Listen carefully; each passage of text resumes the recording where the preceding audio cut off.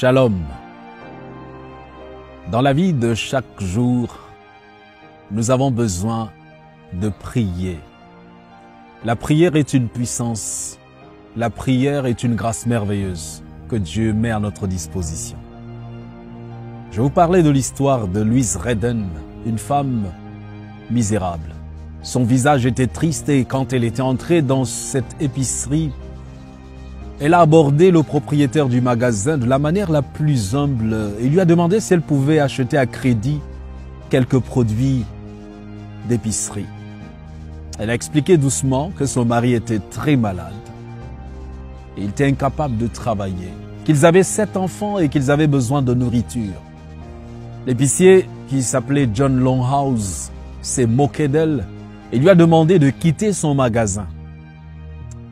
Voyant les besoins de sa famille, cette femme n'a pas été découragée. Elle a dit, « S'il vous plaît, monsieur, je paierai dès que possible. » John Longhouse lui a dit qu'il ne pouvait pas lui donner du crédit car elle n'avait pas de compte dans son magasin. Et debout à côté du comptoir, il y avait un client qui avait entendu la conversation entre les deux. Le client est allé de l'avant et a dit à l'épicier qu'il accepterait tout ce dont elle avait besoin pour sa famille et qu'il paierait pour elle. L'épicier a demandé à Louise d'une voix très réticente, « Avez-vous une liste d'épicerie ?» Louise a répondu, « Oui, monsieur. »« Ok, dit-il. Mettez votre liste de marché sur la balance et, quelle qu'elle soit, je vous donnerai l'équivalent de son poids en vivres. » Louise Redden a hésité un instant et puis, la tête baissée, elle a fouillé dans son sac à main et elle a sorti un morceau de papier. Puis elle a griffonné quelque chose là-dessus.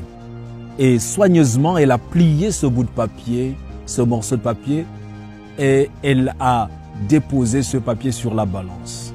La tête était toujours baissée. Les yeux de l'épicier et du client ont été stupéfaits lorsque la balance est descendue et est restée baissée.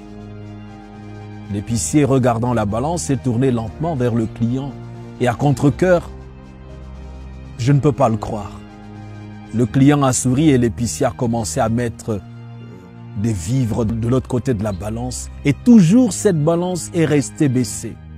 La balance ne s'est pas équilibrée. Il a mis de l'huile, il a mis du riz, il a mis toutes sortes de choses, les tomates, mais toujours la balance était restée baissée, là où il y avait le papier. Et il était dégoûté totalement. Et il saisit le morceau de papier de la balance et il regarde avec étonnement. Quand il soulève le papier, la balance retombe du côté des vivres. Extraordinaire. Et quand il prend cette liste, il regarde, ce n'était pas une liste, en fait, c'était une prière qui disait, « Seigneur, tu connais mes besoins et je laisse cela entre tes mains. »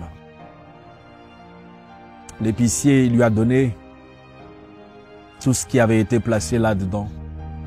Et le client qui était stupéfait, qui était là à côté, s'est rendu compte que c'était vraiment un miracle. Et puis il lui a tendu un billet de $50. Il lui a dit, cela en valait la peine, seul Dieu sait combien pèse une prière.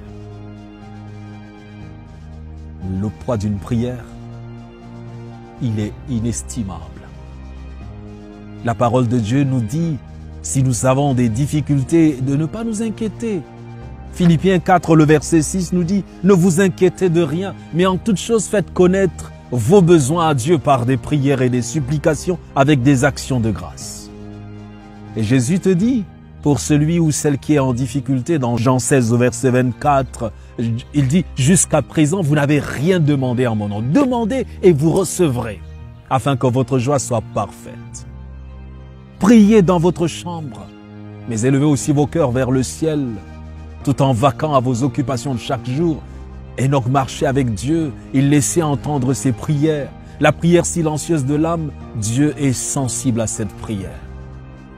Elle élève notre âme vers Dieu, mais également la prière ramène Dieu à notre niveau, c'est-à-dire elle fait descendre Dieu au sein de nos troubles et de nos tristesses. Plaçons constamment devant Dieu nos besoins, nos joies, nos tristesses, nos soucis, nos craintes. Nous n'allons pas le fatiguer, nous ne pourrons jamais le lasser. Celui qui compte les cheveux de notre tête n'est pas indifférent aux besoins de ses enfants. J'ai envie de dire, Seigneur, enseigne-moi à prier. Quand tu as faim, prie. Quand tu as peur, quand tu veux travailler, prie. Quand tu es devant l'épreuve, prie. Quand tu es en larmes et dans la détresse, prie, mon frère, ma sœur. Quand tu te sens rejeté, abandonné, prie. Quand tu es faussement accusé, prie encore. Quand ta route est froide et sombre, prie. Quand l'adversité fait rage autour de toi, prie, ne t'inquiète de rien. Quand tu es dans la fournaise ardente ou dans la fosse au lion, prie encore. Quand ta barque balance et menace de couler, prie. Prie encore, persévère, Dieu t'entend. Et si la réponse tarde, oh, si le doute t'envahit, prie encore. Prie, prie, prie davantage. La parole de Dieu nous dit priez sans cesse dans 1 Thessaloniciens 5, verset 17. Prie encore, mon frère, ma sœur, que Dieu te bénisse.